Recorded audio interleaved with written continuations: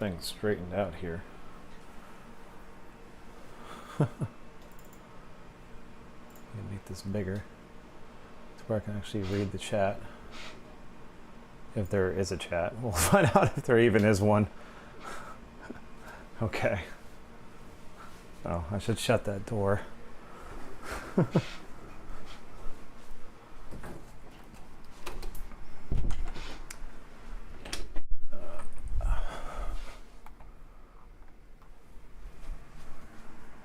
Okay. All right, I have shut the door. I don't know what sort of bitrate that it's getting right now. It says there's no frame drops. That one says no frame drops. So maybe it's gonna work. This poor little laptop is trying everything it possibly can. So we're gonna find out. We're gonna see if it's gonna work. I'll be surprised if it does, but we'll see. I really don't know. This is my first run trying to see if this is going to work or not. I'm actually going to load up my other phone and see if this even looks remotely clear or clean or not. If anybody comes in here, you know.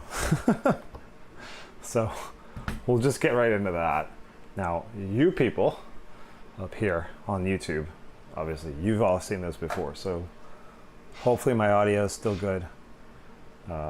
We're gonna see. I need to check the TikTok side of things real quick here, so just bear with me if I can. Okay, so it seems like it's working okay. I think the audio is okay. I'm just going off of this to kind of double check myself.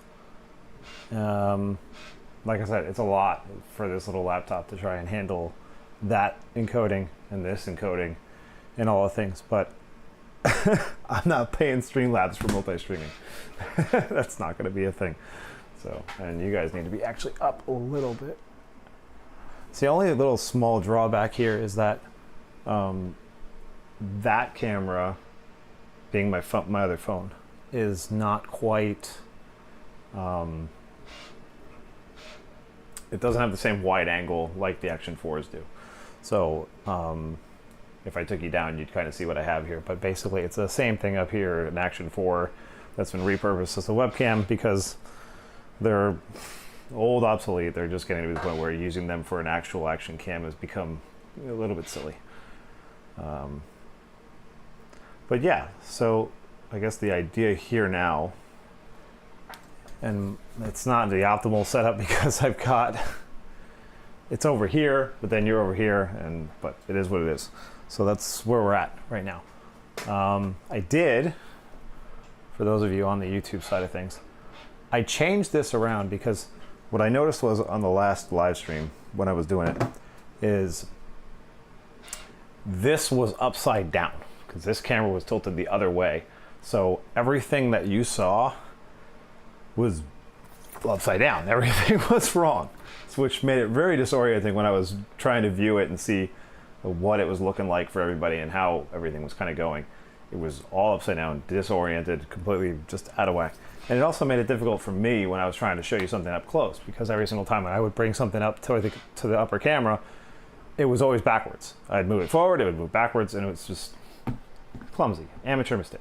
So I got that figured out. So that's done. Hopefully the audio quality is good. I'm trying to figure it out. Hello everybody that's coming in on the TikTok side. YouTube's kind of dead per usual, but TikTok just kind of flows people in, which is kind of nice. So I'm not going to put my background audio up yet. I'm going to let this run for a little bit and see what it does and see if it can keep up. If it can't keep up, then but if it can, and so far it's doing okay. So far it's not dropping anything. The only other thing I worry about is if TikTok is going to strike me, even though the audio that I play is through Artlist and I have licensing for it.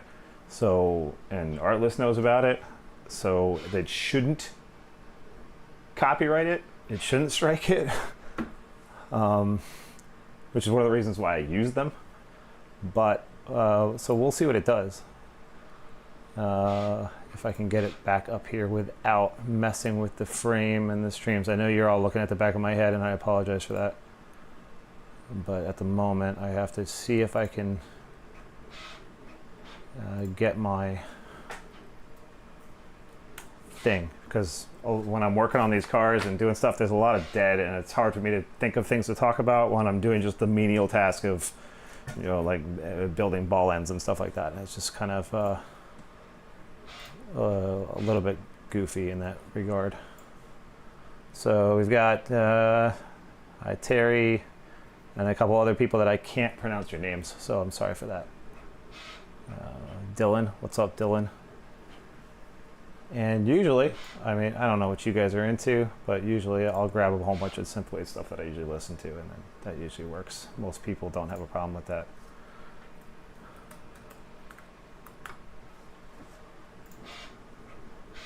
And then I'll get back into this. I started the build, but I didn't get overly far with it. So I'll kick some of that in. And it's probably way too high. Usually is. You'll have to let me know if it's too loud or too quiet or anything like that.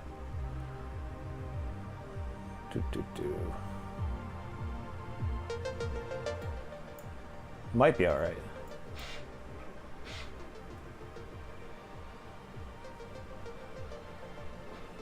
Difficult to say. So anyway, so what I'm working on is big company. I'm sure not everybody in here is a big RC person, so I'm going to try and start from the scratch here. This is an RC10T, which is a retro re-release of a car that was built back in the 80s, and then they decided to be nostalgic and re-release these cars. So they're having a massive race in October where there's going to be over 500 people showing up with these things in Las Vegas at the Orleans Hotel.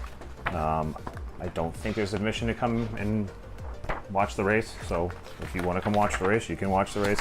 I have it listed up in the events page on the website, so just check out the website, and then if you look through there, it'll give you the dates and times and information. So there's 500 attendees.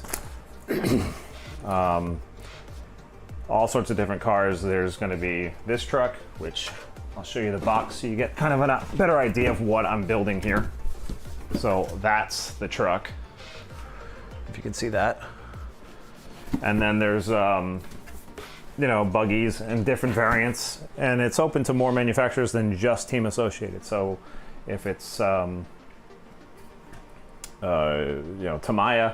or Losi or any of those cars from that vintage, but they have to be from that era, and there's limits to what you can and cannot do as far as hop-ups and modern upgrades, because they want to try and keep the cars more or less how they were, but they understand that you can't necessarily acquire all the things from back then, because we're talking 30 years ago. So there it is. So, but where I was at in this, and I have never done live on TikTok, so I don't even know what I'm looking at as far as how many people. I see people joining, which is cool, but I don't know how many people are actually watching, to be completely honest. So I kind of have to go back and load the phone on my other thing and then see what it's at, which sounds ridiculous, but that's what I'm working with. So let's see here.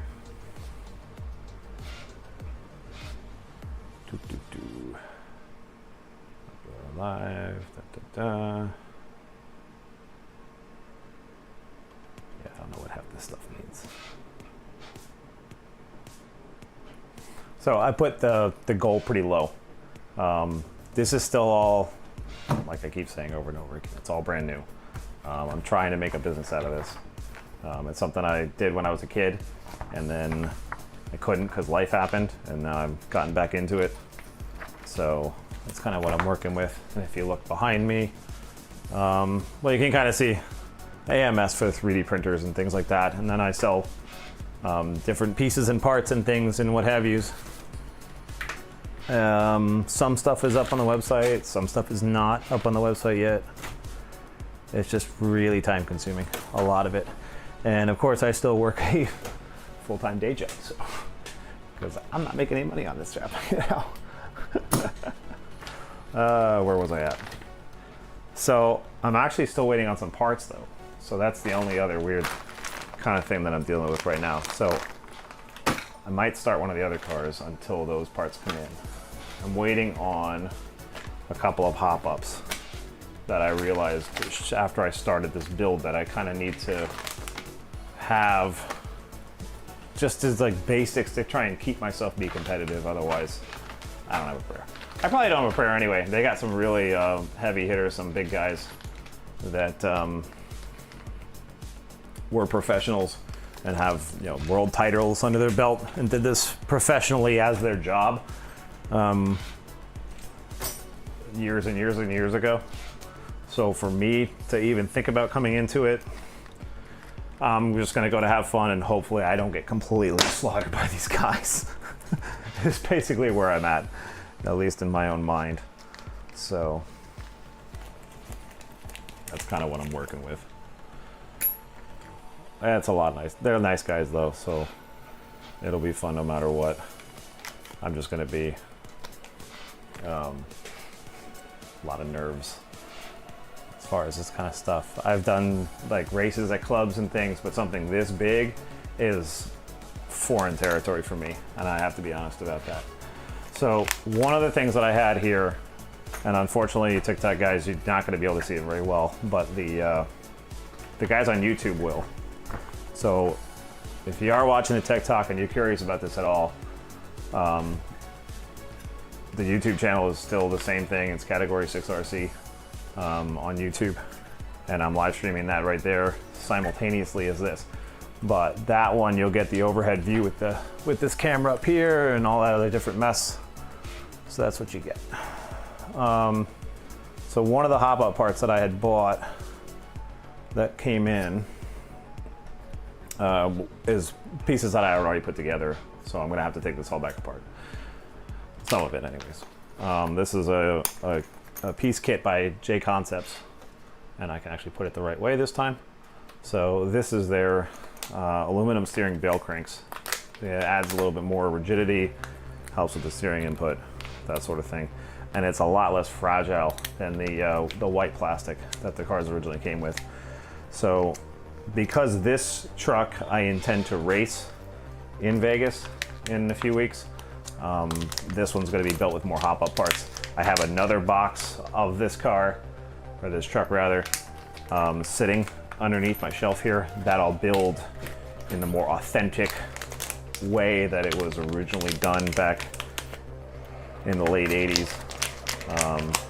And that one can be my accurate representation shelf queen, which I'm going to hang on the wall up over here. I've got these cool little hangers. You can see the one behind me here. They're all printed up, and they just kind of sit on the wall flush like that. And then it's a lot nicer than just having shelf after shelf after shelf after shelf. They kind of sit nicely along the wall. So that's going to be done. So anyway, I have this. So what I've got to do right now is I've got to take this piece back apart and then swap out with the bearing kits. And of course, J Concepts does nice stuff with including their whole bearing assemblies and all the different extra pieces to make sure everything's put together properly. So that's where I'm at right now. But you can kind of see the difference here between the white versus the aluminum. It's a much nicer piece, and that's really all I gotta say about that. So little shims and things and what have you. All right, so let's see where I'm at here as far as this goes. I can put that away for now because I've got to basically take this whole assembly back apart, and then we'll do that.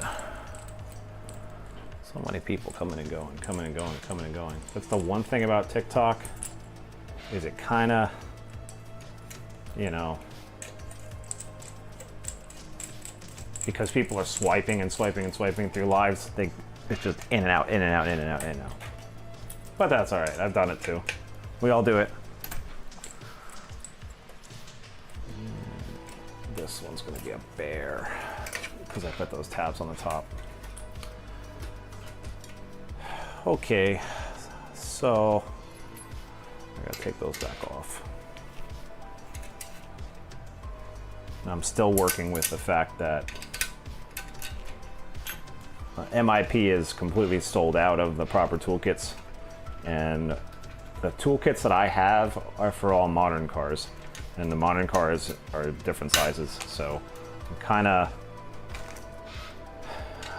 winging it in a way for these sizes, unfortunately, but it is what it is, and we'll just make it work. It'll still work. I even had to pull out on the last live stream, if you watched it, I had to pull out my old tools from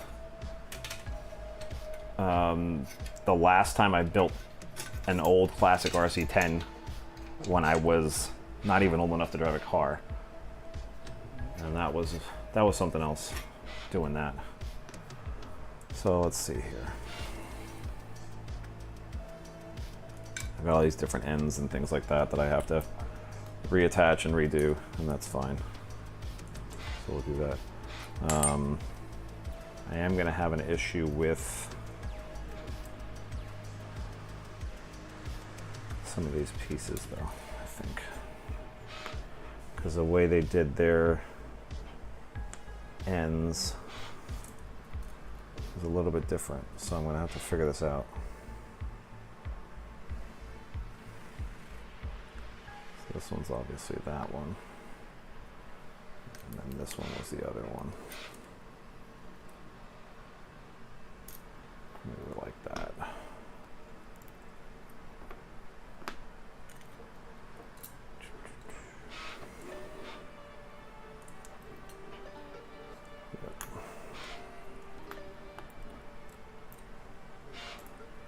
That orientation. They do not provide any sort of instructions for this. Even though their stuff is slightly different, there's still nothing to guide off of. You just kind of wing it. Now, how quickly these came apart is the other piece that I'm waiting for to show up, hopefully in the next few days, from another distributor. These should not pop up that easily, and that has to do with the titanium kit, which is these right here. It's another thing by them. I'm actually a little surprised that with how many re-releases that Associate's done over the last several months and how they just keep cranking them out, that more manufacturers haven't jumped on the bandwagon and started really pushing to make replacement and hop-up upgrades for these. There's a couple of guys that have always done it, but I really thought there would be a bigger push for aftermarket for these. But who knows?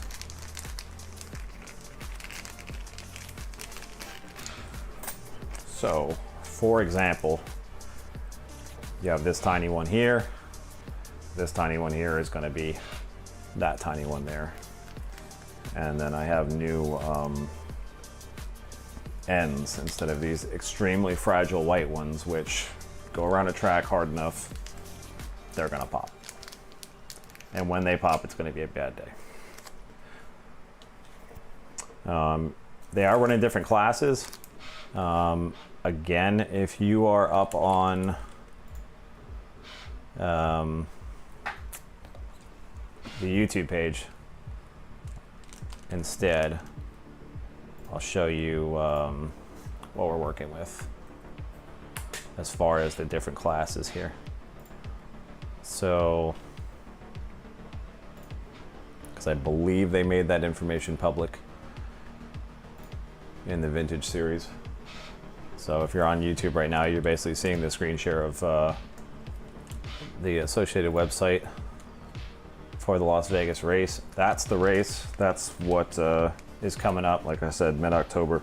So 16th to the 19th, and they're doing it inside the hotel in their arena there.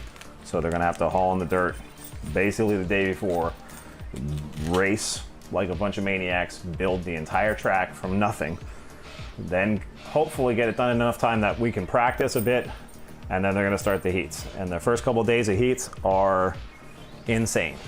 They're preliminary rundowns of what they're planning on doing and how long, race formats and things like that. I think this is updated. Yep, there it is. So if I zoom in on this a little bit for you, you get an idea of what we're working with here. So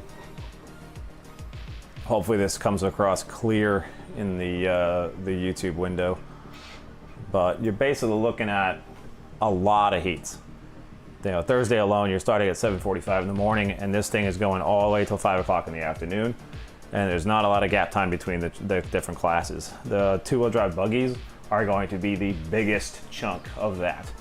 And then you go into a second round of buggies, and then I believe it's a third and a fourth, and it's all broken down by different year segments because there were advances in technology between the different years that certain cars from a little bit later are going to be way faster and completely outclass the earlier ones. So to make it fair and competitive, that's kind of what they've done. They've broken it up. And then of course, I'm in this little tiny slim gap right here, the two-wheel drive trucks. So that's, you know, these are the only times I have to worry about. I believe I saw a sheet where they were trying to start classifying people and put them where they're gonna be and things like that. And I believe they stuck me right at the front of the one heat, so no pressure.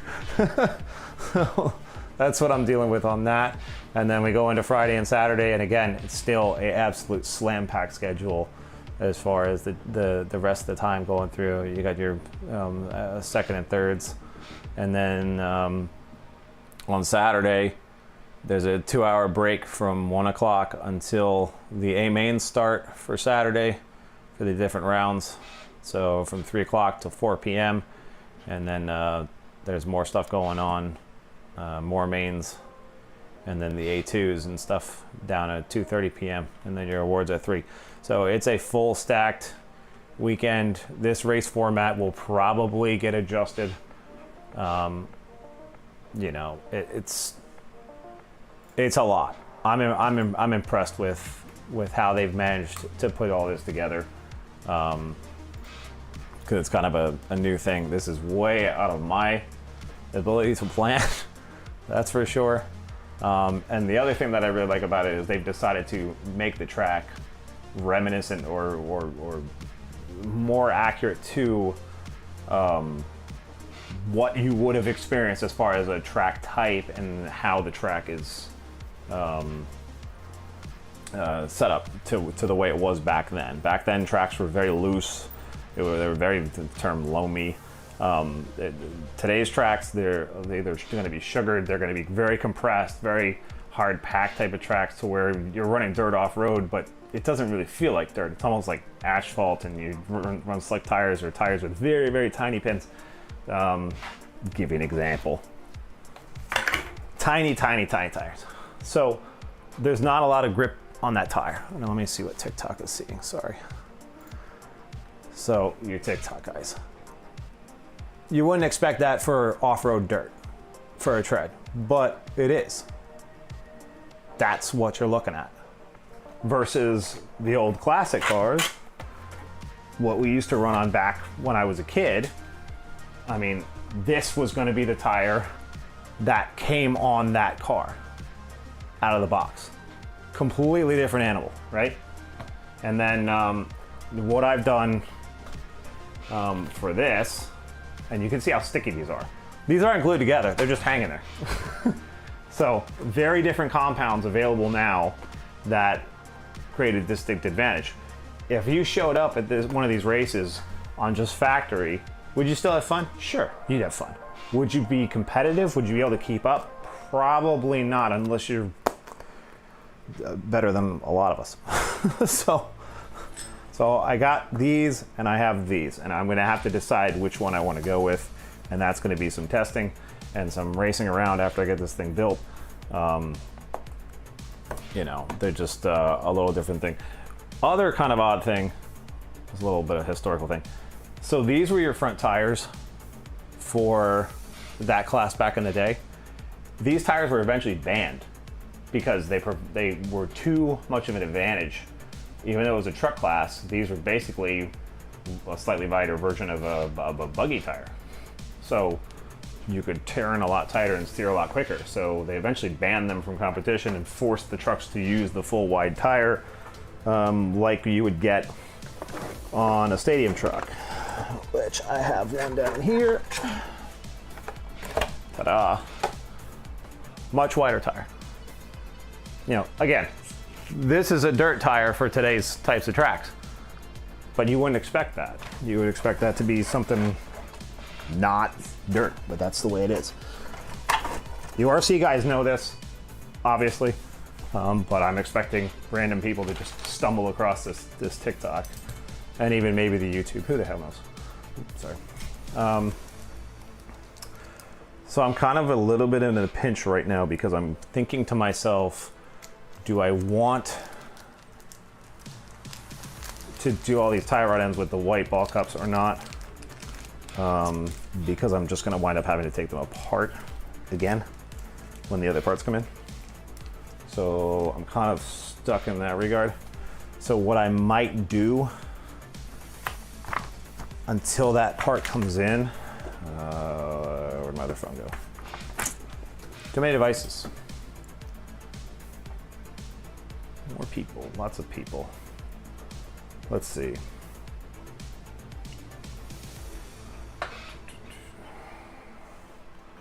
Probably turn these up too while I'm at it.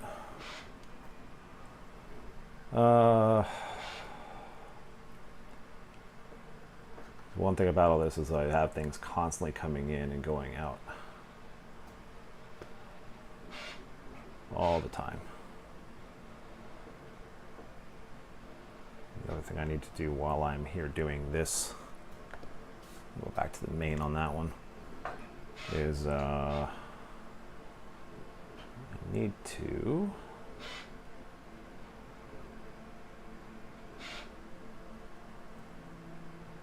bear with me for a moment here, please.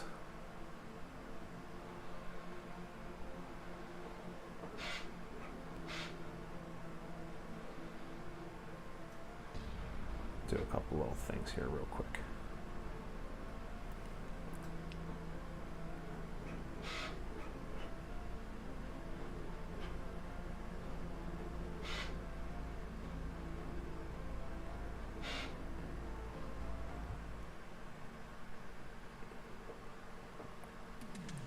Because I completely forgot. This is how inexperienced I am with this sort of thing. So we'll see here.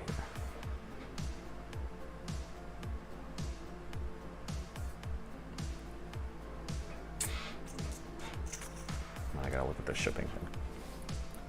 Bunch of users. The users. Fight for the users.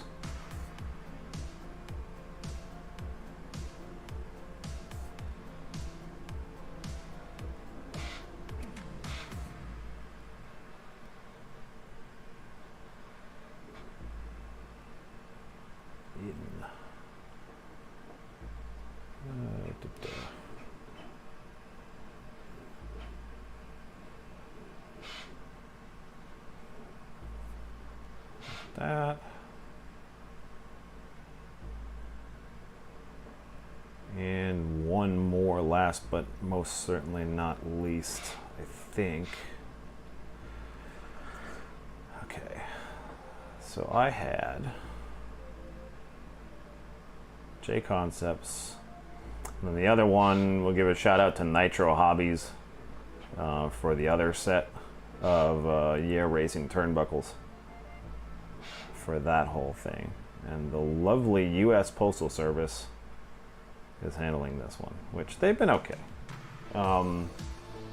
J Concept sent the stuff that they sent me via USPS, and that actually went better than I was expecting. FedEx destroys boxes.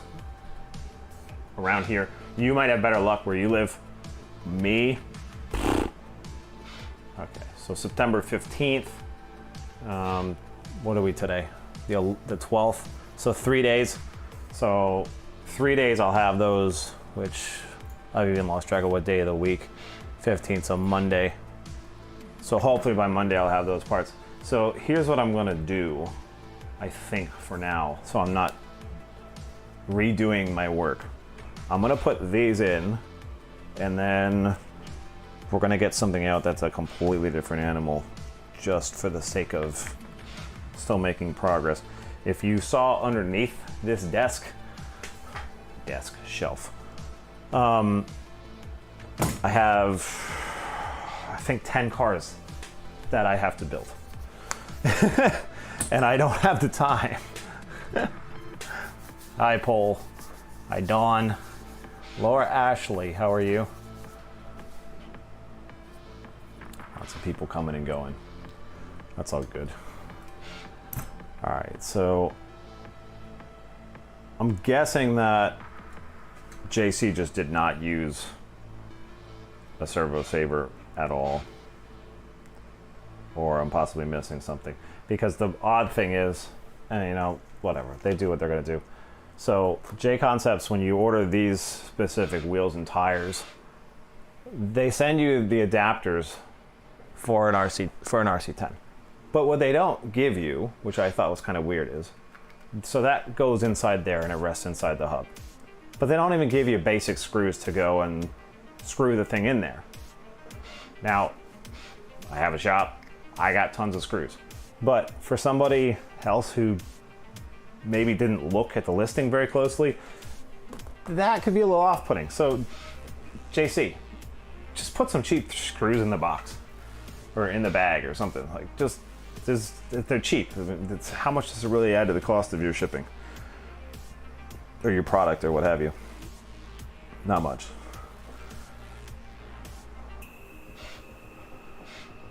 Let's see here. So I need, let's see, 10.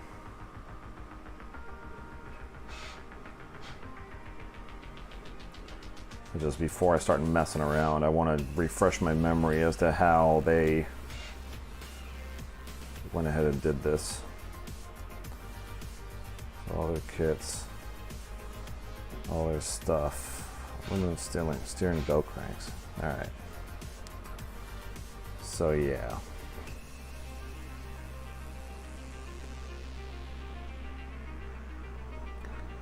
Lawrence bearing, aesthetic eye candy. Post and shims. Blah blah blah, etc. etc. All right. I'll put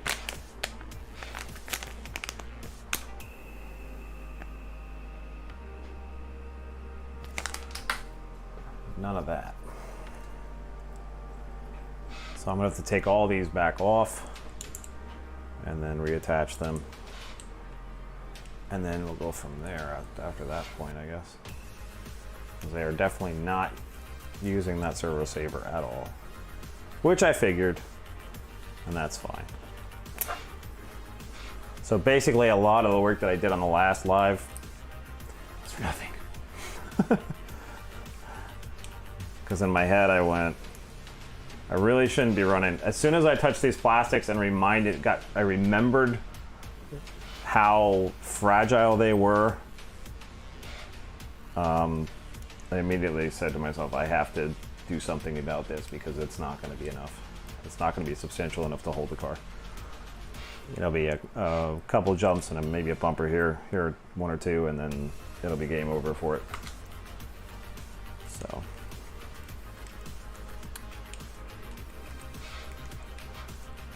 Lots of people. The revolving door. That's TikTok for you.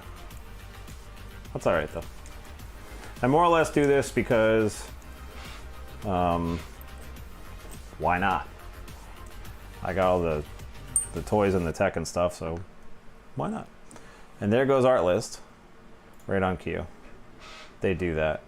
If you don't hit any buttons for a while, it just knocks out. I don't think technically they want their platform being used really like this, but oh well. Now see, yeah, I'm making more work for myself right now is what I'm doing.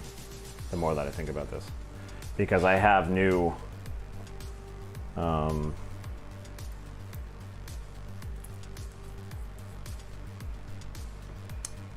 sure.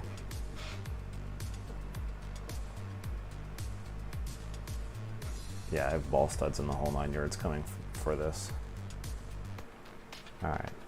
So here's what I'm going to do because of that. The title is wrong. The title's wrong. Hello, Rhonda. This is going to get put on hold. That's what's going to happen right now. Until Monday. So in the box and off to the side with ye until Monday, because otherwise I'm going to be taking apart and putting back together and taking apart and putting it back together. And in the next 2 days, I intend to have other cars completed by then. So I don't have time to sit and wait until Monday for these parts to show up. So they are going to go in the bag. Along with the J Concept stuff that I just opened.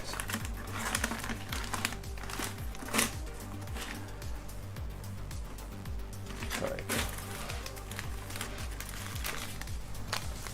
I'm usually a lot more organized than this, I promise.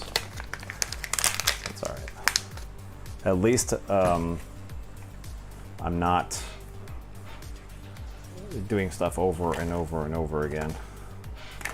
Because that's kind of where the track that I was on here with this, where I was going to be doing it and then taking it apart to change the ball studs and all that stuff back and forth all over again, and I don't want to do that.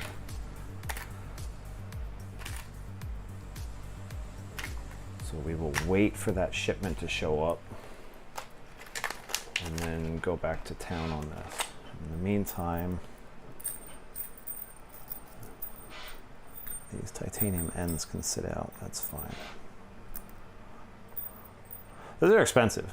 I mean, a lot of this stuff is expensive. RC cars can either be really cheap or they can be as expensive as you want them to be. And everywhere in between. So if you see guys at a track racing these around,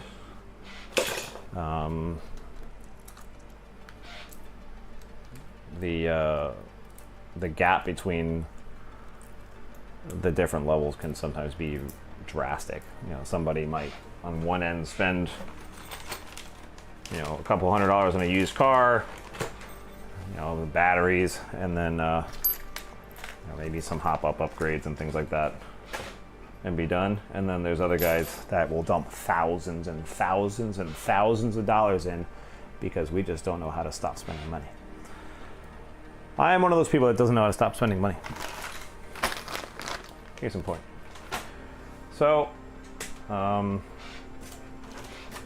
guess that's kind of why, or one reason why, aside from the fact that I've just always loved these things, why I'm trying to turn this into a business.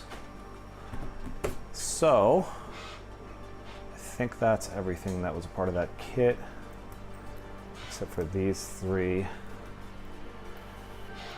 which I will put over here so that they're out of the way and under control. Try to maintain some level of organization when I start getting multiple sets open at the same time, because you don't want to cross stuff out, and that's bad. Those are just from the RC10. So 843.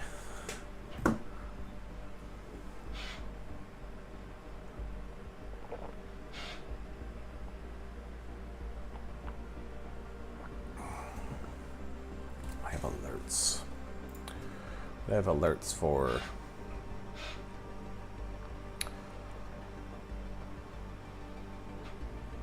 no idea what this means. Mocking my Rex. What reward? No idea what reward. All right, we'll get these people back up high so they can actually see what the heck is going on with half of this. And then this goes away temporarily. And let's see what we have underneath.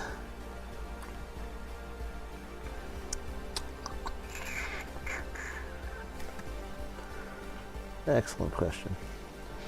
I could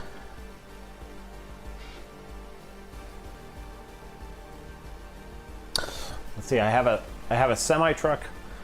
It's actually a 6-wheel drive semi truck. I have 2 unopened, still wrapped in plastic Stadium Blitzers. One's the original from way back. The other one's a 2010 re-release. Those, I really don't want to open those though.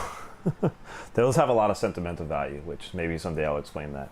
Then I've got the other RC10T, and then I've got 2 original RC10s, RC10 Gold, a couple of the white, clear whites. And you know what?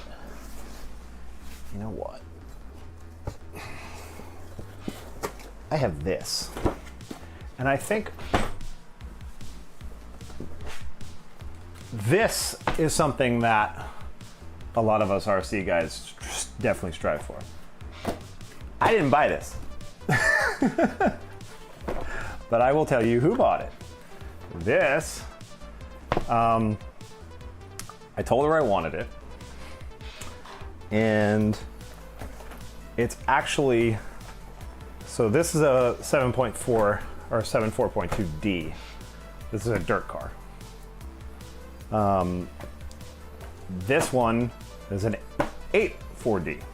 So this is the older version and this is the newer version.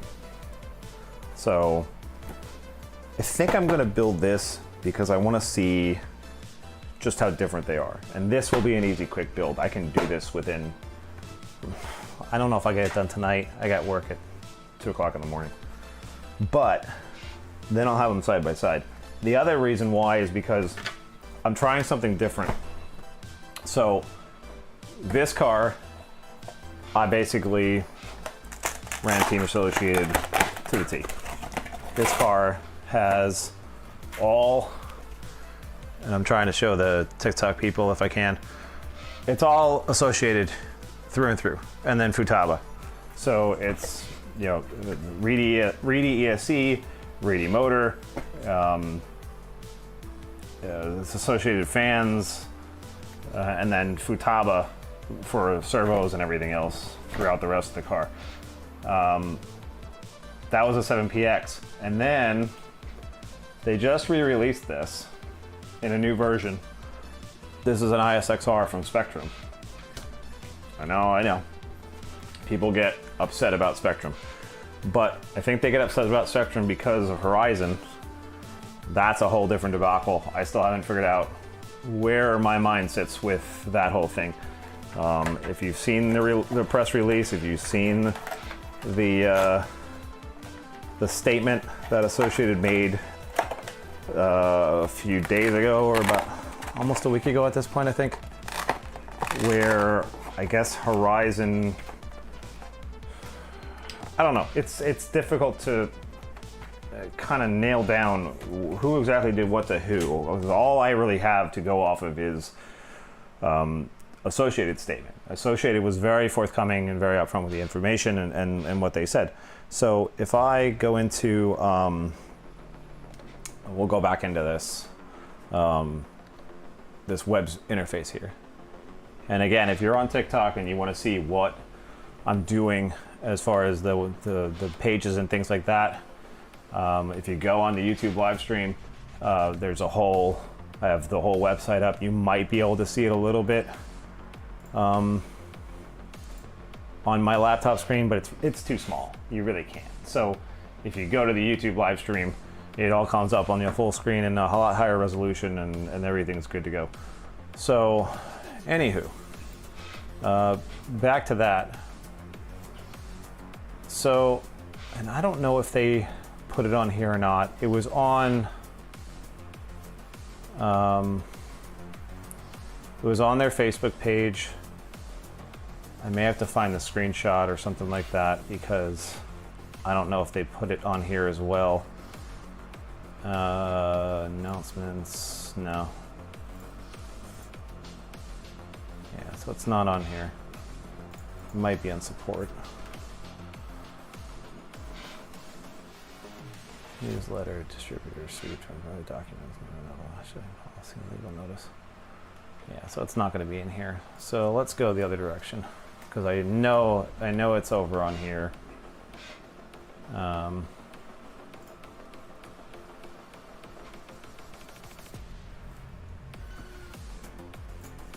We'll just do it this way. So here's the announcement here, and I'll kind of blow this up as much as I can. So this is basically the distribution issues between them and Horizon. I guess Horizon started cutting prices down for some reason, and then Associated basically told them, hey, you're gonna do other than what we've asked you to do, we're not gonna give you any more product. Which I guess is entirely within their right to do so. The end of it says things about anticipating Horizon's prompt engagement to resolve the concerns. Obviously, it seems like Team Associated wants to still work with them in some capacity, or just say, hey, don't do this. We've asked you not to do this. Fix it, and then we'll be fine, is what it seems like. So, and I understand why they do it, because you have to have some sort of controls in place. If you don't, the local hobby shops are the ones going to suffer, because they have to compete with a giant distributor that has the funds to basically just give up on the product and do whatever they want to do, I suppose. So that's kind of what happened with that one. And that's what you get. But, yeah. One thing you'll notice between what I had on the table here a moment ago, the classic car, versus these cars, the contrast between the way these kits are packaged and the way those kits are packaged, and the amount of complexity and the stuff and what the parts are made out of, it's remarkable when you start to really look at the difference between the two. 99% of the time, once I open one of these, trying to fit everything back in its box, not gonna happen. It's just not gonna happen. And then the other thing, I mean, look how many bags to build this car. For people who haven't done this is like, it can be overwhelming. Absolutely, 100%. So like, this is bag one. Just by dumb luck, I grabbed bag one right off the bat, which is good. And then there's all the different tools and things that you need to be able to build the cars. And just, rear differential, front differential, step 1, step 4. Here's bag 5. There's your body. There's your wing to go with the body. And I'm going to very quickly run out of room. And one thing you will notice too is these kits, there's a lot of pieces that they do not include for how expensive these kits are. And again, my girlfriend's amazing. I was not going to buy this because of how expensive it was. And she's like, oh, by the way. So now here you go. So they give you the gears, they give you all the different pieces, but you're basically, when you buy one of these kits, you're buying a chassis. suspension arms, the frame, polycarbonate body gets thrown in there and things like that. But that's it.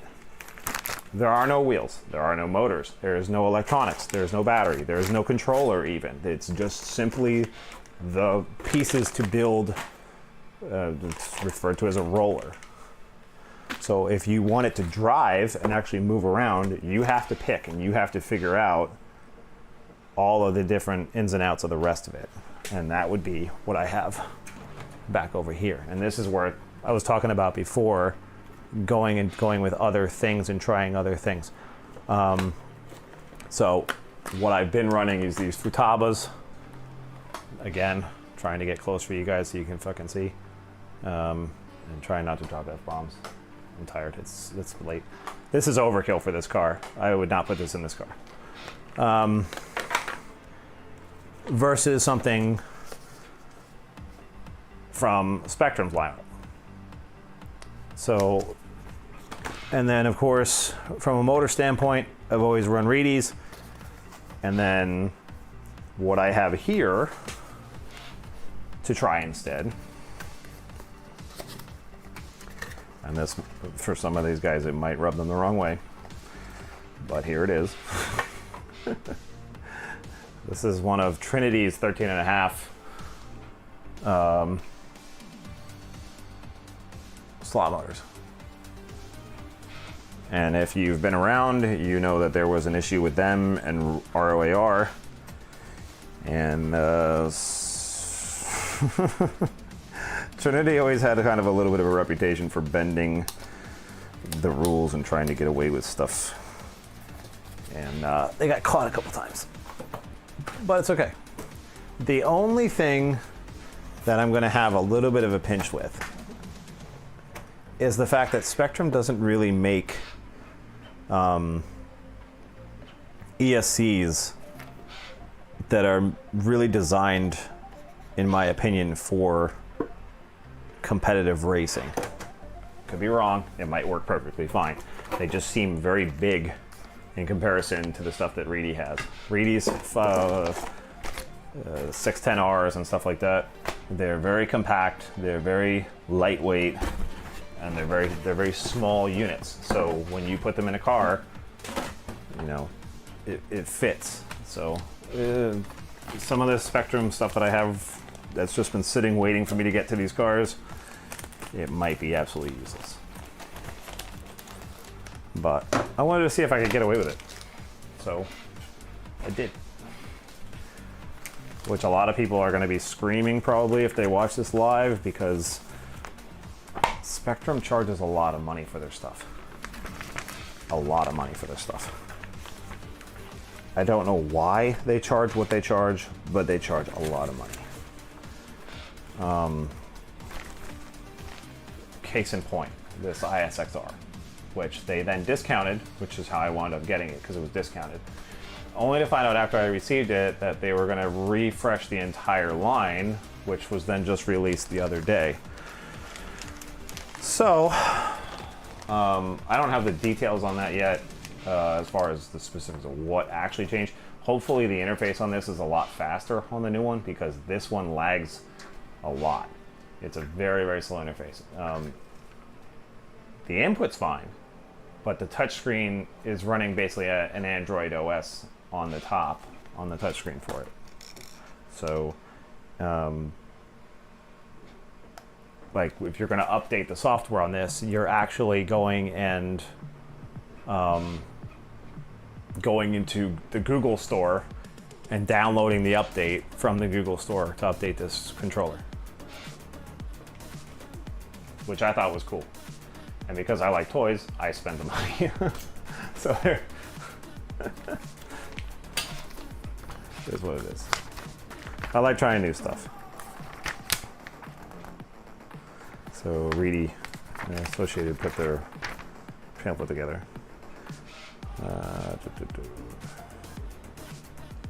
Cool stuff. All right. This is all just decals and masking for the body.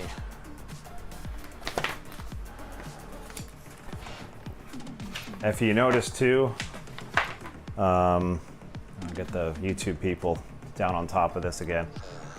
If you look at the new manuals versus the old manuals, it's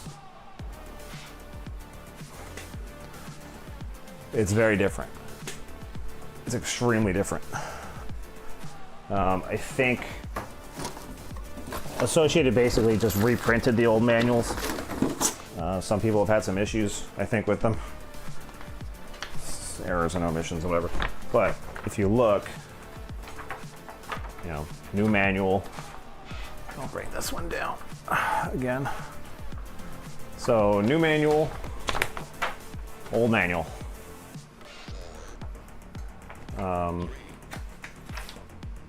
You're talking about, it's still very similar, but I would argue that the drawing on the new ones is a lot cleaner, more precise. There's probably less, errors and things like that. For example, where you're filling the diff. If I go through in here, let's see. If I run through.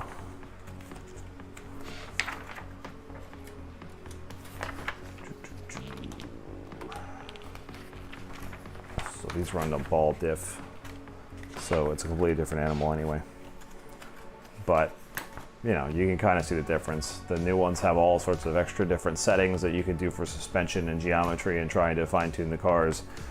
The old ones is basically, that's your shock tower, that's your position, that's where you're going to put it. That's where it is. Unless you had an aftermarket shock tower, carbon fiber upgrade, something like that had modern changes, that was the deal. So now this thing finally booted up. That's how long it took. There, if I can get my phone to focus. Focus, there we go. Which is really cool. It's a really neat interface. I do like the interface on it. It just needs a faster processor, I think. Once it's booted up and once it's powered up, it's great. It's an awesome controller. You can do a lot of stuff with it. But you have to keep it charged and you have to boot it up. The battery is not easy to replace on this. On something like a 7PX or a 10PX or something like that, you pop the bottom cover off, swap the battery inside of it, and you can go back and charge the battery outside of it. This, if you want to change the battery, you're taking these screws out and trying to get at it and then swap it out, which I have a replacement because I had a feeling I might have to do that. This is the battery that's inside of it. It's just a basic thing. So it's no big deal changing the battery. It's just, you're gonna have to do it. Because I don't think if you're running, well, I don't know how long it lasts, admittedly, but I can't imagine with the screen and all these other things running that it does last very long. Could be wrong though. It's gonna come in all testing. So,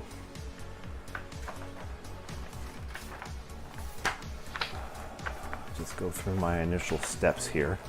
Now I've been talking my head off instead of actually building. I need to take this sheet off first without tearing it, if I can. This always makes me nervous every time I do it. It's just a little cheat sheet for the bolts and things like that, if I can.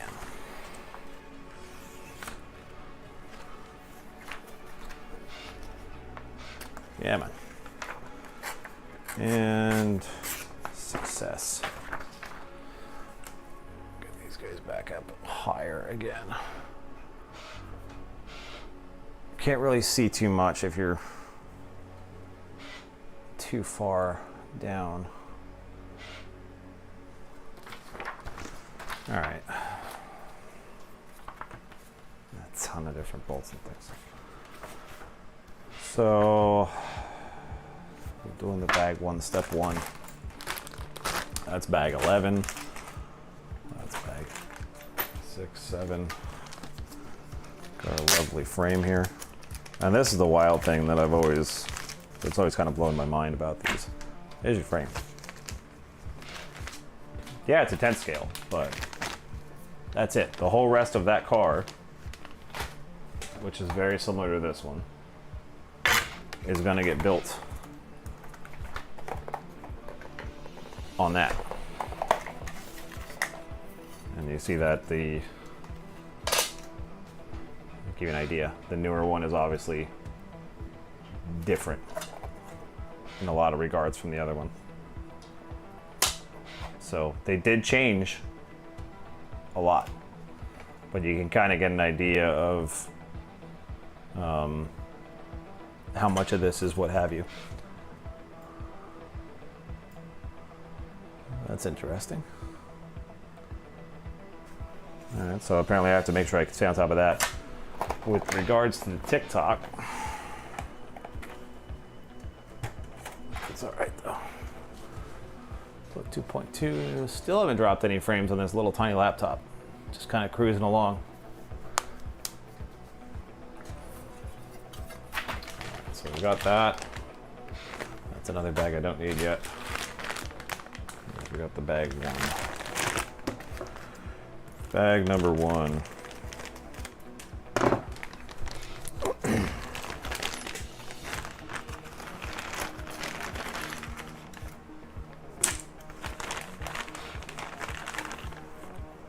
Whole bunch of stuff in bag number one. Okay. Anybody? Hello, hello, hello.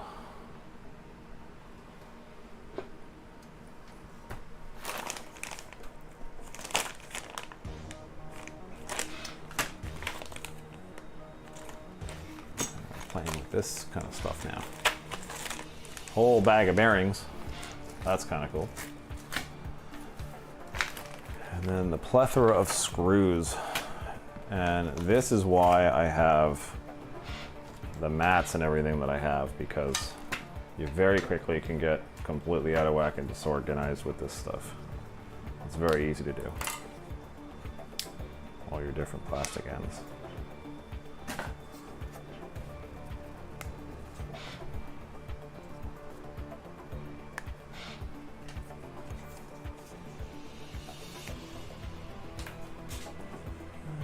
Let's see here.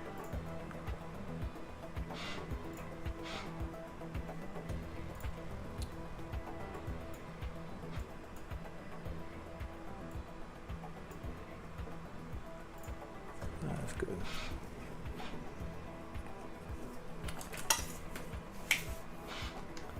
Yes.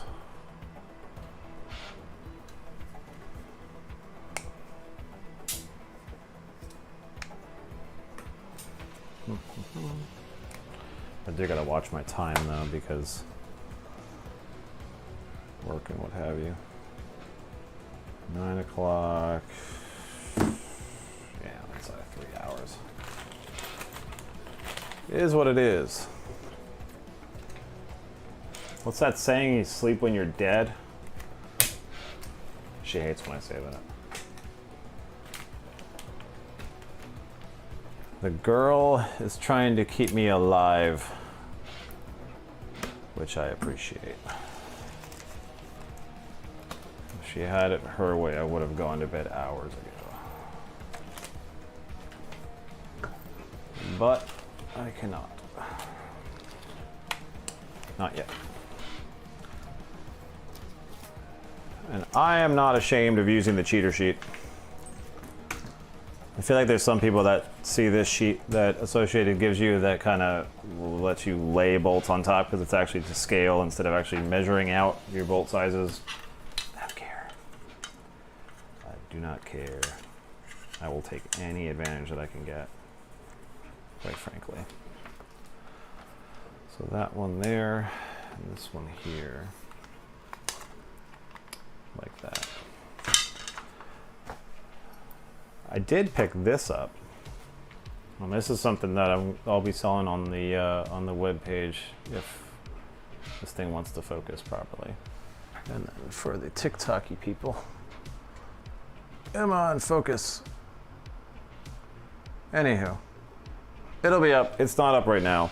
But the kind of creative little thing that they did with this was, if you have a bolt, you can actually lay the bolt into the end of that.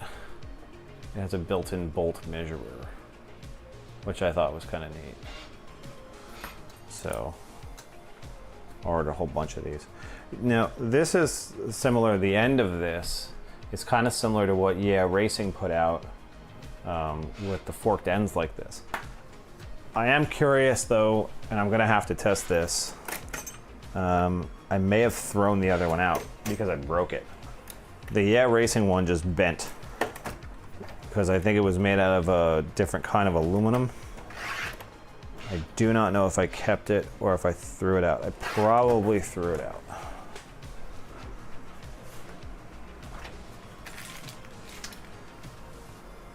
Too much stuff. Yeah, I probably threw it out. The forks on it just totally twisted when I was trying to remove stuff. It just did not, it didn't hold up at all. So hopefully this seems like it's more substantial. But I won't know until I actually try it out. Yeah. If I find it, I'll show it on the next one. But yeah, anyway. So let's see, 3x8s and FCHS or FHCS. So flatheads, which 6.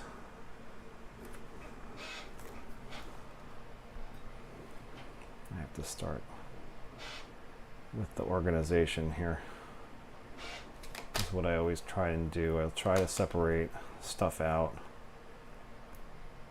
You kind of do the same thing with Legos. If you ever built Lego sets, you kind of have to make sure you stay organized with this stuff. Otherwise, you'll put an 8mm where a 6mm was supposed to be, and then you look for the 8mm and you go, oh, crap. And then you're going back and trying to fix stuff later on. So, like for example, these couple here, they're not the same length. And you wouldn't notice. You honestly wouldn't notice, I don't think. So, and I think that's where some people get screwed up, is they're either in a hurry to build the kit, so they're not paying close enough attention, and then they put the wrong bolt in the wrong hole. And then they're trying to figure out why this doesn't fit or that doesn't fit. And then they'll come up on the forums, countless forums for all these different cars. And it's sad because some people are just mean, you know. It's almost like some people just forget that they once were struggling trying to build these things too. And instead of just being nice, I don't care if the person's asked or heard the same question a billion times. You're gonna have people who are new, and we want that. We want new people in this hobby because it teaches a lot of stuff, and it's just there's nothing detrimental about this hobby at all. It just isn't, aside from what it'll do to your bank account. But that's a small, oh god, price to pay, pun intended, for what you get out of it, in my opinion. And I really wish when I was younger that there were a lot more people that were willing to help out, because I felt kind of like I wasn't a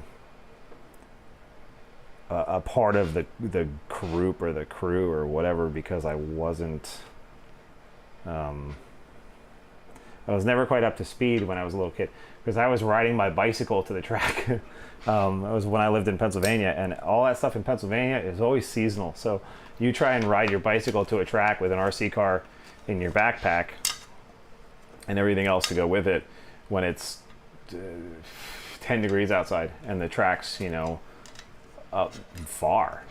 I mean, far enough that my parents would be pissed if they knew how far I'd been riding. But, you know, it is what it is. So, you know. Now, the weird thing is, now, I won't name the track. Pennsylvania is big enough that I can get away with saying this without, what the heck? Towers off 1 minute to what? Hang on, I'm getting, oh, just the screen. I'm going into a panic because I got a message on my screen saying power is going to turn off in a minute unless I press a key. The stupid monitor. I won't name the track there because, like I said, there's enough tracks in Pennsylvania where I can say what I want to say without it being a big deal. This track was very popular, and I remember them being friendly. But then it all started to seemingly come apart. And I don't know what happened or where the shift occurred or why it happened, but something changed at that place, and then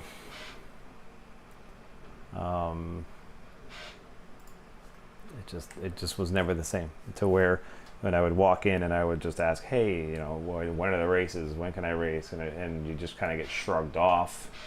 That hurts. That's kind of messed up. Versus, you know, down here it's a little bit different. It's nice. I see people racing at places. I'll shout out Beachline. Beachline is a great indoor track. It's a carpet track. The guys run it very, very well, and it shows. They've been there for a while, and every time I've been in there, they've been more than friendly, more than accommodating for any questions I had, and it shows when they do their Wednesday night Worlds or they do their Saturday and they have the finishes. You'll see finishers of every age, and I'm talking every age. You've got us old farts, and you've got the younger generations. You've got guys, women, everything, all of it. Where the track in Pennsylvania was seemingly to be very, they had their people that they wanted to race with, and if you wanted to try and race with them, they weren't very interested in helping you do that. So whatever happens to them, happens to them. I personally, if I ever manage to get to what my end goal is, my dream with all this is having a track and being able to run a shop and a track and have, you know, carpet and an outdoor asphalt track, and then an off-road dirt track, and all these different things that people can come to and run year-round. And always make sure that when somebody comes into my shop or into the track or something like that, they always feel like they can ask and not have to worry about feeling like they're asking something wrong or a dumb question or something like that. And I don't care how many times somebody asks me the same thing. It doesn't matter. And there's some shops that still do that. And I'm very grateful for those shops. And I don't know. That's kind of what I'm doing. So I have a personal interest in this from my childhood, and a mission and a goal in it that's attached to that, and that's why I'm doing this. And it's been a struggle so far. And I don't know I'm going into all this, but I am. It's been a struggle so far. I really, it's like throwing darts and hoping something hits a bullseye. And that's kind of where I'm at and why I'm doing the live streams now. Do people want to watch me build a car? I don't know. Maybe you'll learn something. Maybe you'll watch me make a complete fool out of myself. That's fine too. So, you know, that's where I'm at.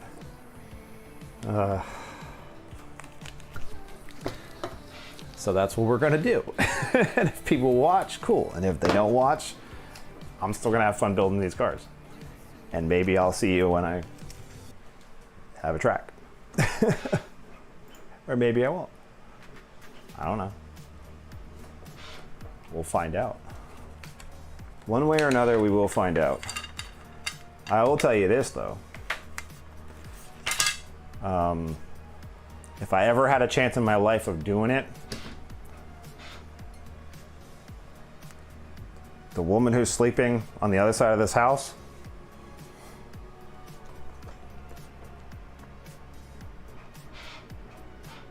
she's how it's gonna happen. If anybody's pushed me more than anybody else, it's her. Every time I think, man, I don't know. I don't know. I don't know. She says, do it. You can. I know you can. So that's where I'm at.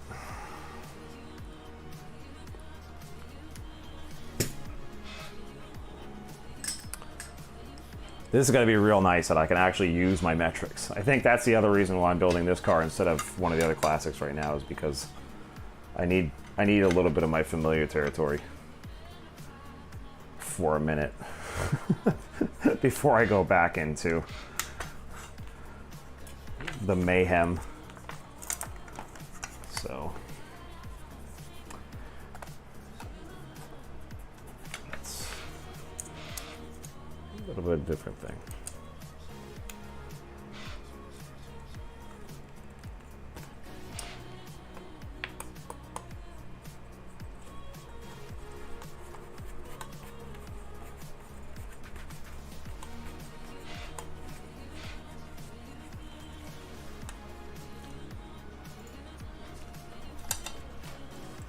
Can actually probably bump my bit rate, believe it or not, for the next one, because remarkably, this is not dropping frames. Which I still don't understand how it's not dropping frames. But I won't complain. Really won't. Hello, Joe. Hello, David. Hello, anybody who comes, pops in for a split second, and then leaves.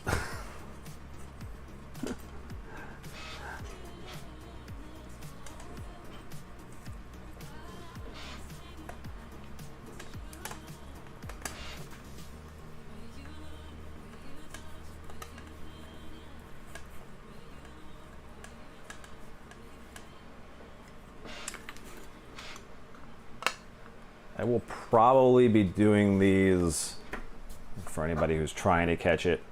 I gotta come up with a schedule or something. If random doesn't get it done.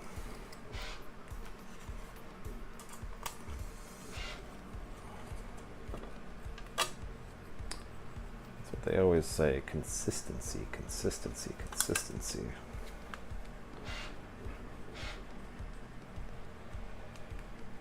Come on. Why do you not want to thread in?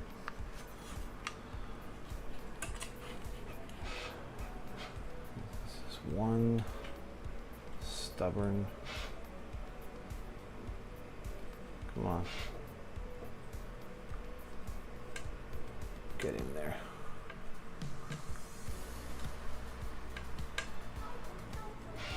I think it's kind of interesting how when you're on TikTok Live will tell you about all the different things that are happening in other lives. Other people getting galaxies and all these different things.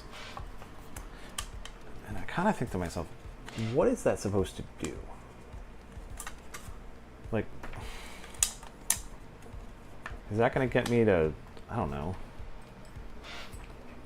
do a dance on my live so that people send me a galaxy? No one's ever sending me a galaxy. Who am I kidding? I could tell somebody, send me a galaxy, and I'll send you the money back plus whatever, and they still wouldn't send me a galaxy. Or anything for that matter. I'm not getting roses. Sorry. I'm just an old fart playing with my RC cars. I should be sleeping. I do not know how to be engaging. I know how to fix stuff. I know how to set all this equipment up to make this crap work. I'm very good at 3D printing things behind me there.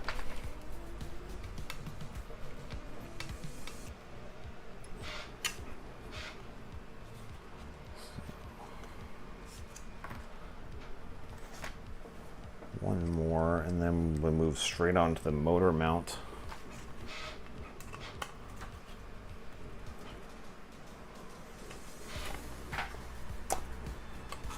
So I try to keep it. Maybe someday I'll be able to buy a proper bench.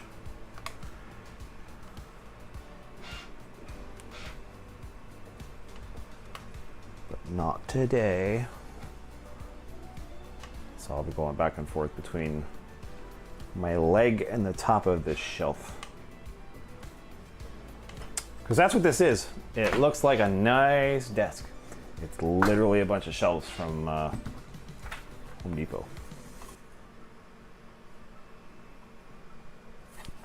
But it works, so it's okay.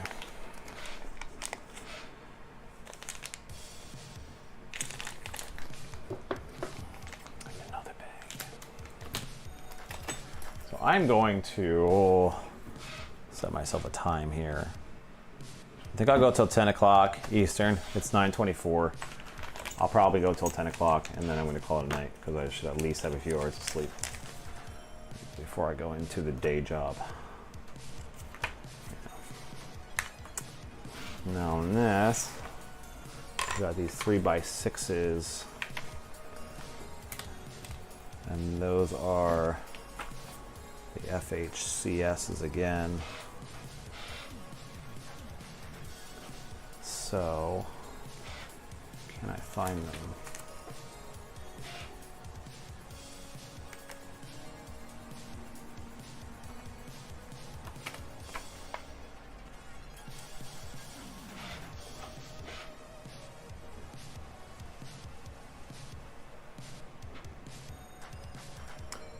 Three by 8s, 3x6. Gotta get these out of my way.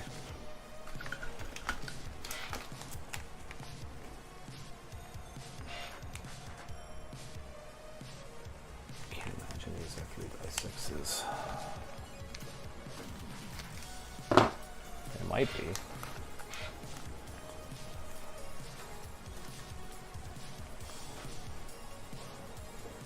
They're button head.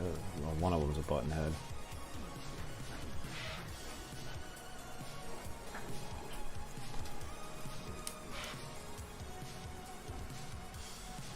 That's a 6. Part of the problem with this cheat sheet, which is why I'm using my calipers, there's so many bolts on this cheat sheet that I just don't trust it. So. Now, the weird thing that I'm going to get here is 3 and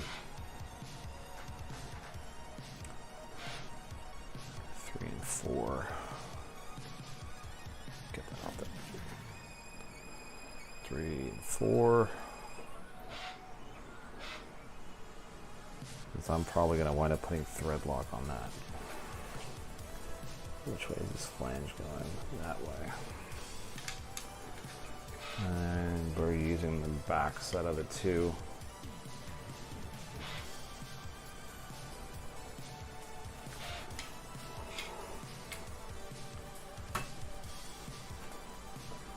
So what I'm going to do is I'm going to get the one in, and then I'll put the other one in with the thread lock and back the first one out and then go from there, because trying to hold these is a little bit awkward.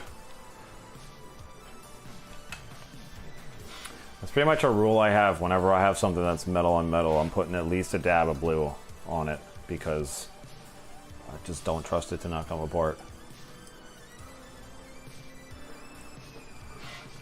And some of this stuff coming apart, like I said before, it'll do it at the absolute worst possible time. And you'll wish you just put a little bit on. Come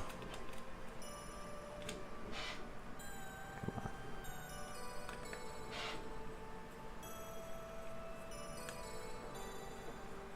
The other reason why in my brain I want to try and put the Spectrum Electronics in this one is because then if I can get her to, I'm trying to convince her to erase these things with me.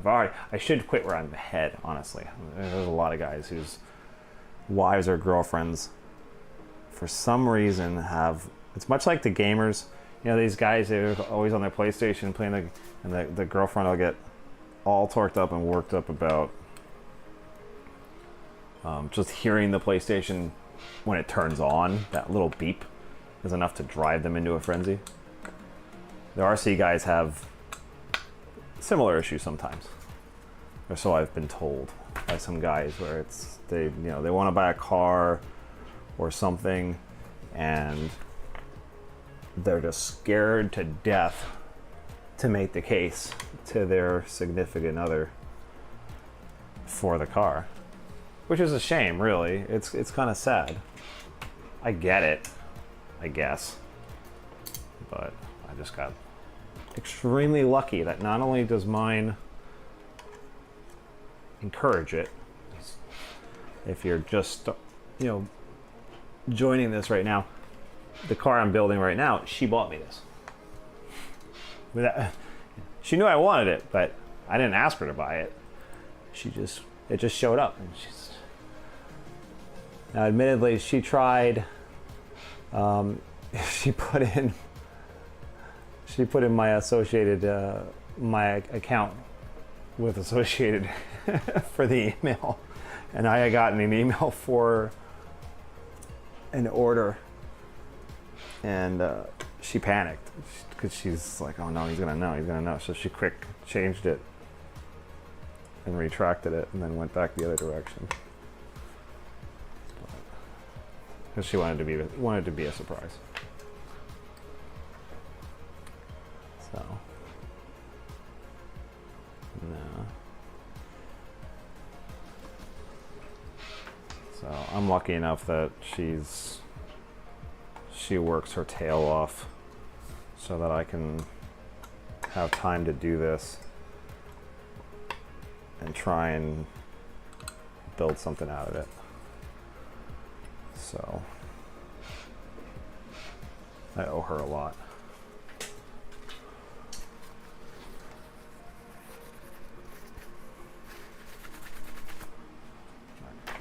So that differential mount is in. So that's where we're at right now. I've got some different stuff that I'm not used to seeing here. And this says it's optional. But my brain goes, let's see here.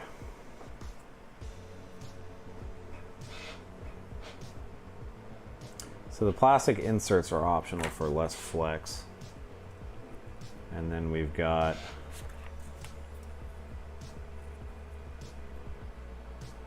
(10738) and 10737.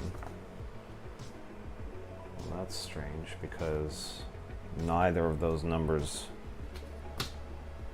unless that's the plate number.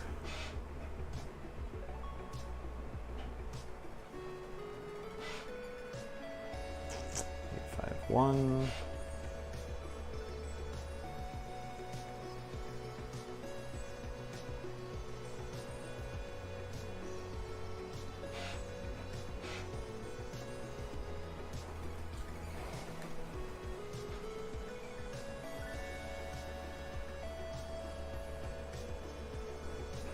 So one of them's a front chassis brace and the other one's a rear chassis brace, and there is differences between the two of them, supposedly,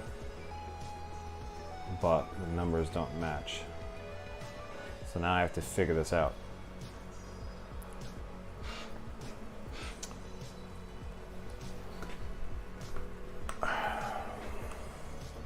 Because I've got the manual telling me 92504 and 92503. And then we've got the optional inserts. There's 3 on each.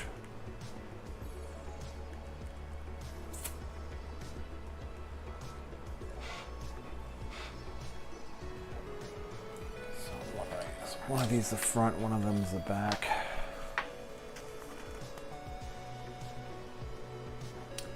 Yeah, there's singles. See, this is complete. This is different from the other car. The other car doesn't have any of this inside of it.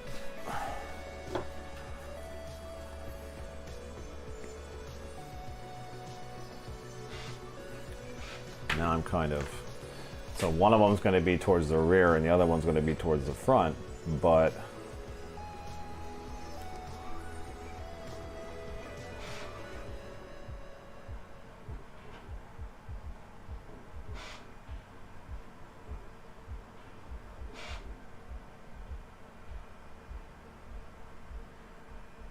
arrow indicates motor forward or back. I really wish they gave me a little bit more to work with here. So it's stating where the motor is in relation to the model is basically what it's telling me. So one of these is going to be a forward position, the other one's going to be a back position.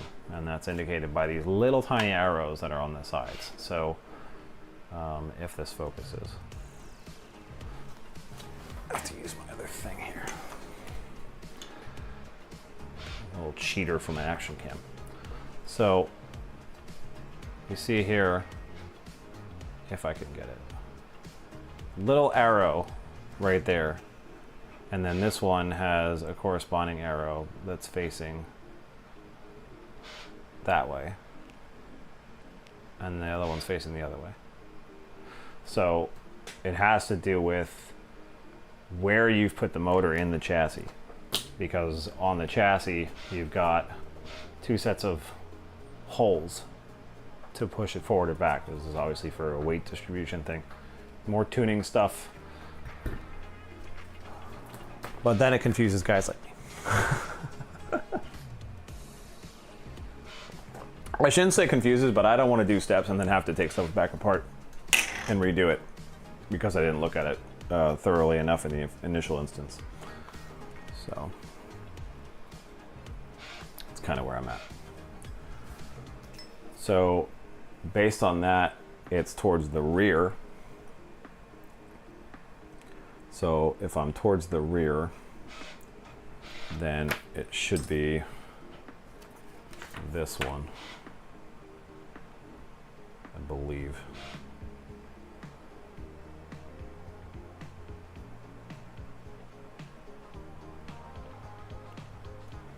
Because I've got, yeah. So this one here. I have to trim my edges off because that's just the way I am. I don't know when that started, but the plastic injection moldings, it just drives me nuts. And then this one obviously is looking for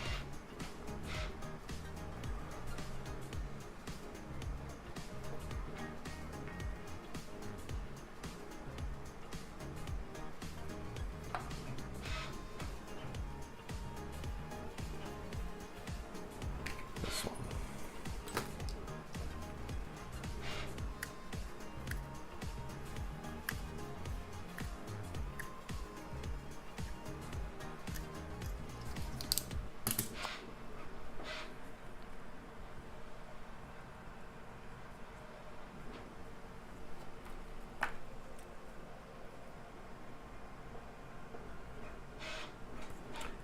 That, and I've got this like that, and then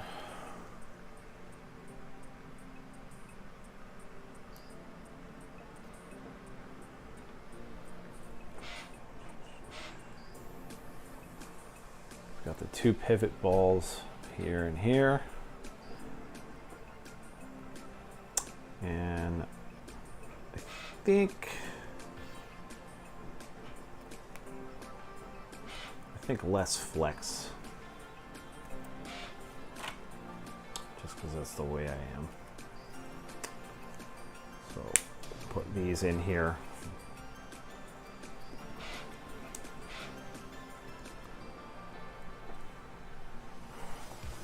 It does not want to go in there. That's rough. There we go. 3. And 4.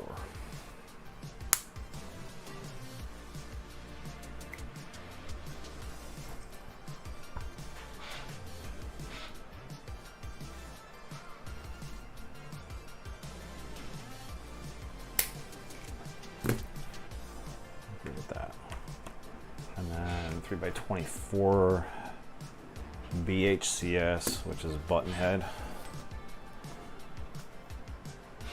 Just gonna do that for both sides. And bring the chassis back over here.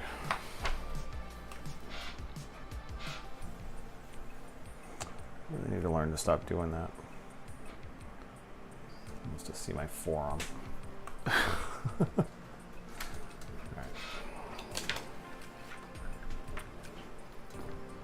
So now we've got pillow balls, pivot balls rather, and those no longer go in there because of that. So you're basically trading the pillow balls for these plastic inserts if you don't want any flex. So those are no longer going in there basically by doing that. And then the short one's going in the front, and the long one's going in the back. As an optional thing, am I making the right decision by doing that option? No idea. The weird thing here is it's threading in. Instead of one side of this being a slide and then threads on just the other side, the whole thing is threaded. So if you don't catch the hole on those little plastic inserts, you can probably tear them up. So that's what I'm kind of concerned about right now.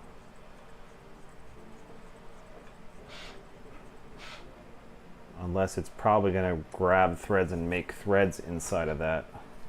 Might be how it's being done. So why can I still not figure out how to make this straight? I'm going to try to line this up as best as I possibly can and hope that it goes in properly. I think I got it on the first shot here.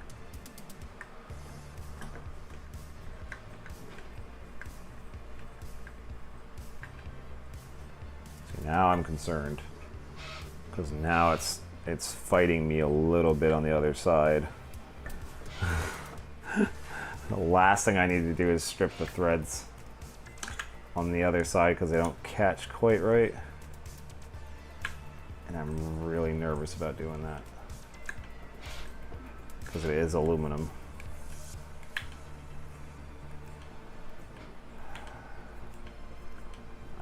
I don't like this at all.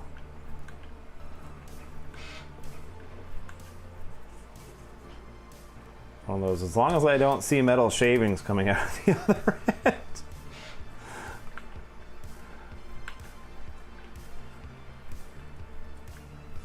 It's definitely not going to come out. That's for damn sure.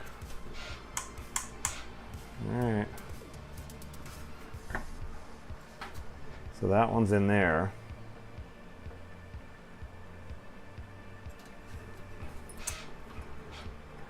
I just want to...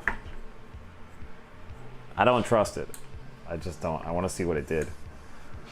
So I'm going to pull this back out. And honestly, my arm gets a little bit, so it's definitely not that one.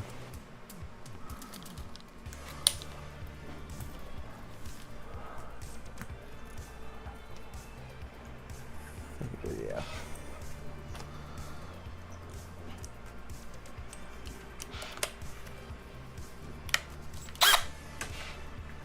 I'm going to cheat a little bit.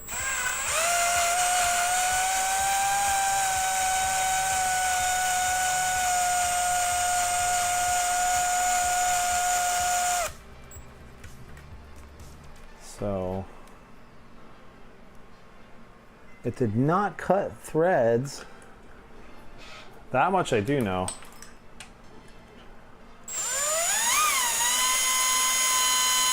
Which tells me,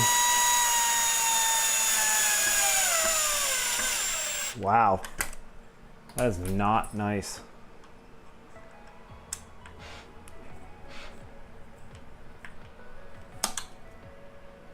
That is really not nice. I don't like that.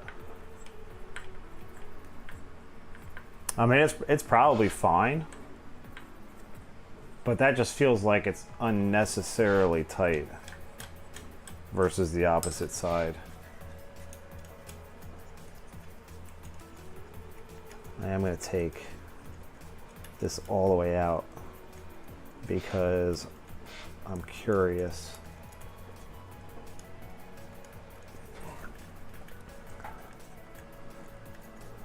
about something. This is all just me screwing around, you know.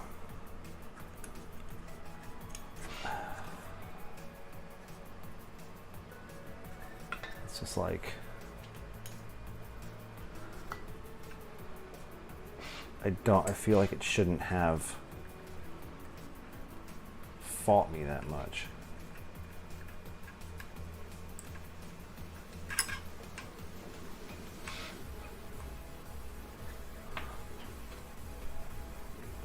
Yeah, see, like there it's going in nice and easy.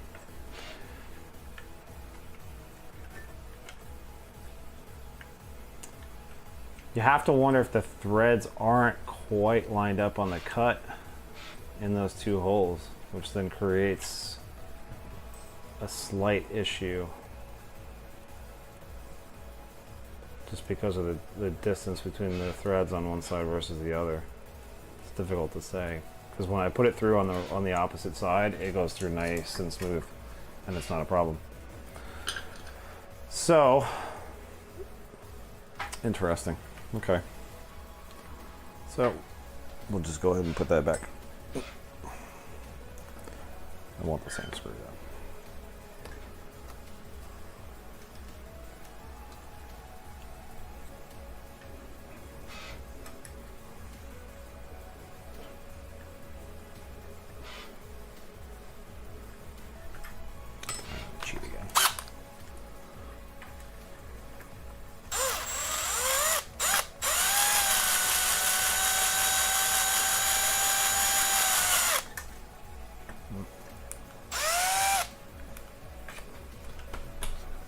That time it wanted to grab it.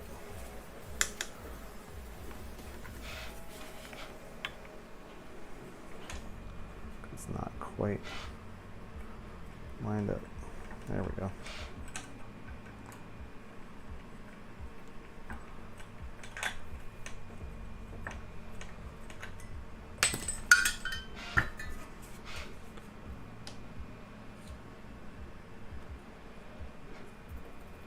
Interesting that they say that that will be stiffer.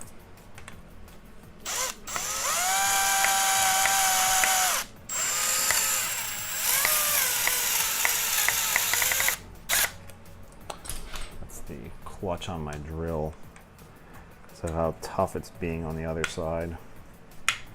I have it set up that way on purpose. Man, I do not like this.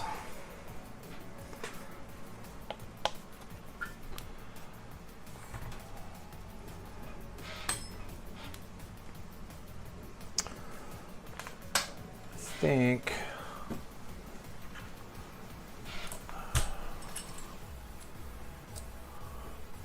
think that AE bit is finally bit it. I think that's what was going on with this. That's a 2, this is a 2. Luckily I have this one that I can use as a backup.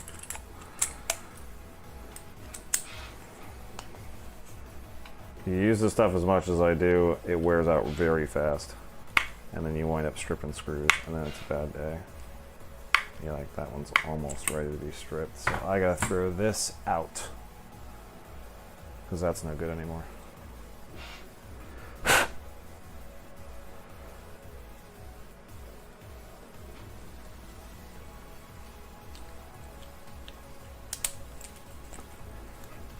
I wonder if I can get another one. The last thing I need to do is keep using that and then have it actually tear something up.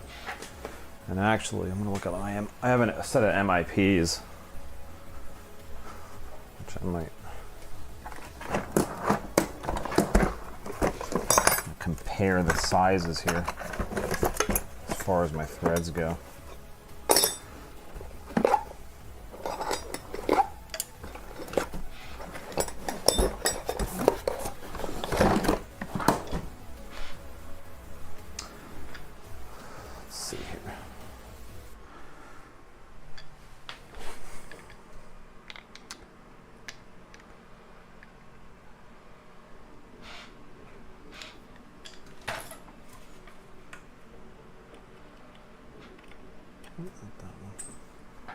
I need to label these. I don't know why I didn't when I first bought them, but I didn't. They come with labels. I just didn't put it in. Yeah, see, and that's part of the thing. MIP is expensive. These are expensive, but they're very, very good. And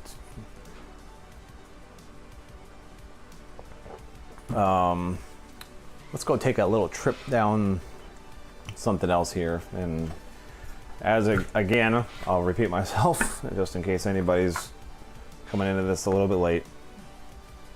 On the YouTube side of things, I'm going back to visit websites and things. You will see the web pages that I'm looking at when I go into the different segments. Versus TikTok, which unfortunately TikTok doesn't. It's just not set up for the same thing. So anyway, MIP has these toolkits, and they're expensive. They are very expensive. They put together a very specific toolkit for the RC10s. It is sold out. I'm not surprised that it's sold out. Or is it now back in stock? Now that they're gonna make a jerk out of me. So never mind, it's back in stock, which is great. So now I might have to go order this right now. Because the RC10s are using a lot of different sizes that I conveniently do not have. This kit, it's expensive. You're gonna spend, it's $230 for this toolkit, but it has all of the different tools that you need for those cars.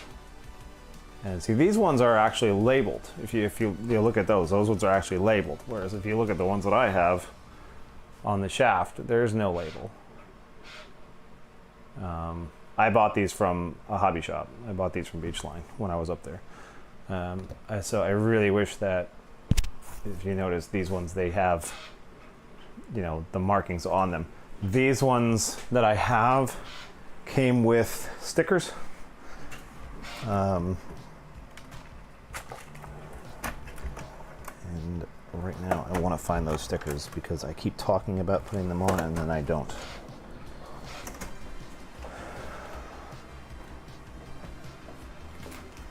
MIP, where the heck are you? I put them somewhere and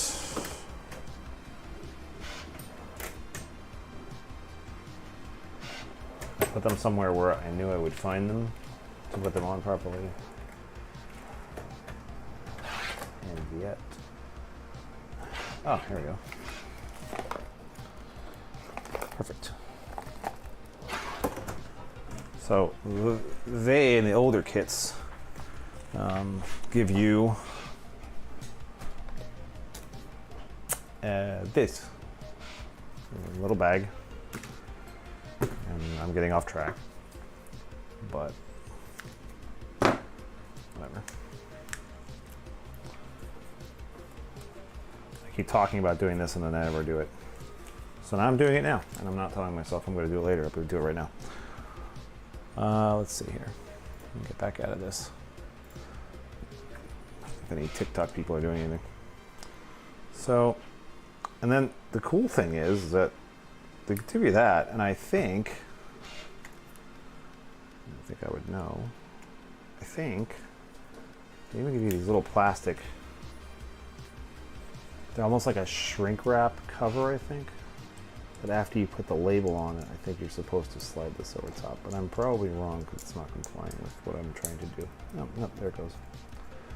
So then you put that over top, hit it with some heat, and then that should shrink over top of the label to keep it from coming off, I think. We're going to test that theory. Because if that is what they did, then that's freaking genius. But this feels like it's very thin, clear heat shrink tubing, so I think that's what's going on here. And I'll have to get something other than the blowtorch that's in my other thing here. It's just these are a little bit of a bear to try and get apart because they've just been smashed in the package, I think. That's all right. All right, so it's a 1.5, a 2, and a 2.5. So I'm going to go with, that's the 1.5, this is the 2, and this is the 2.5. And then you got these.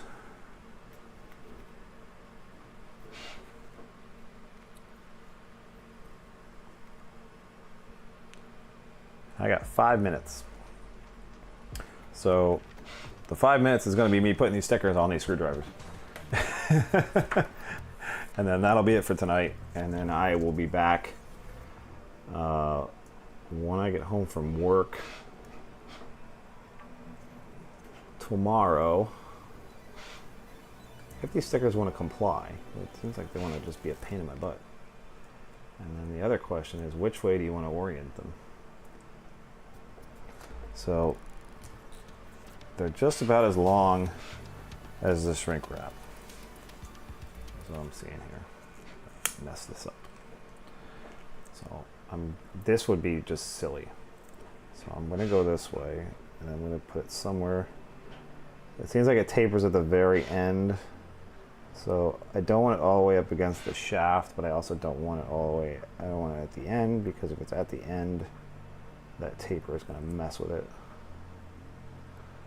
So we'll see how lucky I can eyeball this.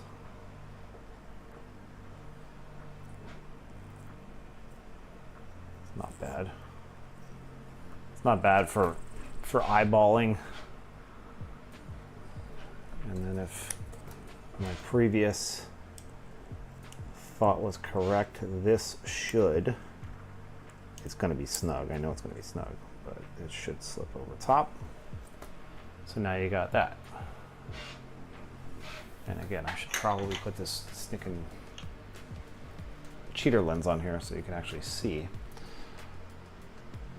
So you see what I mean? It's over top of it. Kind of nice. And then you'll have to, I'm going to do the other two. And then hit it with some heat. And then that should make a nice clean driver.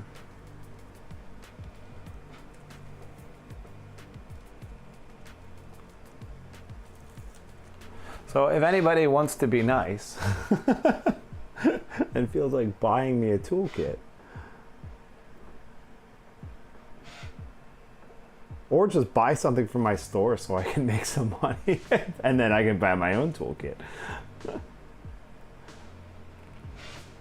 Or if anybody knows anybody at MIP that would be interested in letting me be a dealer for them, that would be even better.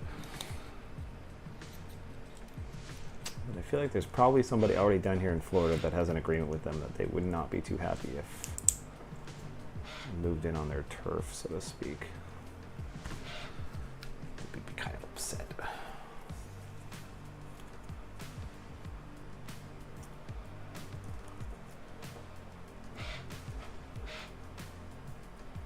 One thing at a time.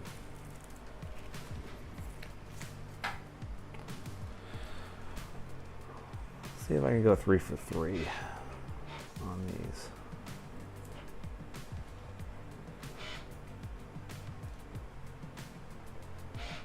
Ooh. Doesn't get much prettier than that. That's dead on.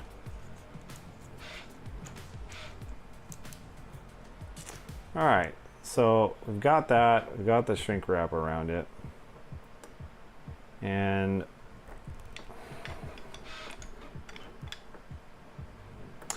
now, do I do this the right way or do I do this the wrong way?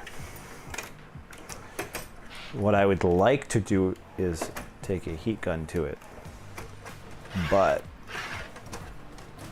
the heat gun is in the very hot Florida garage, and my hair dryer is in the master bathroom, which is next to the master bedroom. And I don't want to wake her up.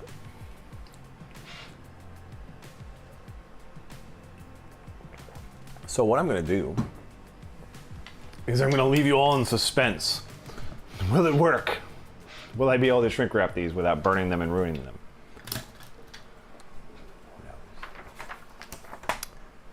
The world will never know. Well, actually, you will know if you come by tomorrow. Then you'll know. If you don't come by tomorrow, then you'll know whenever you know, because you might run into the stream again. Because I intend to keep doing this, whether you people watch me or not. Because why not? Yeah, it's 10 o'clock, and I got to be up in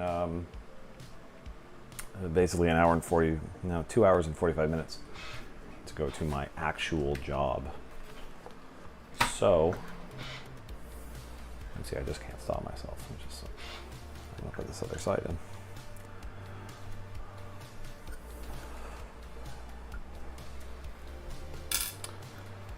That's gonna wait till tomorrow. I appreciate anybody and everybody who did come by, even if you came by for the split second that YouTube or TikTok suggested that you watch me for whatever reason.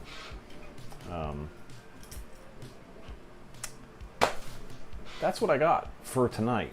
That was about 2 hours. So really not that long, but I'm gonna wait for those other parts to come in, and then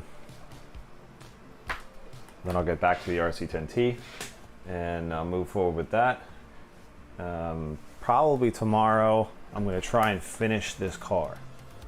At least the chassis and the shocks and all those sorts of things. I'm gonna try and finish this car tomorrow. And if I do that, then I'll probably start either the 6x6 or one of the other ones that I have down here.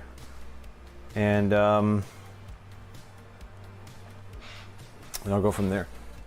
Track days, keeping a schedule up on the website.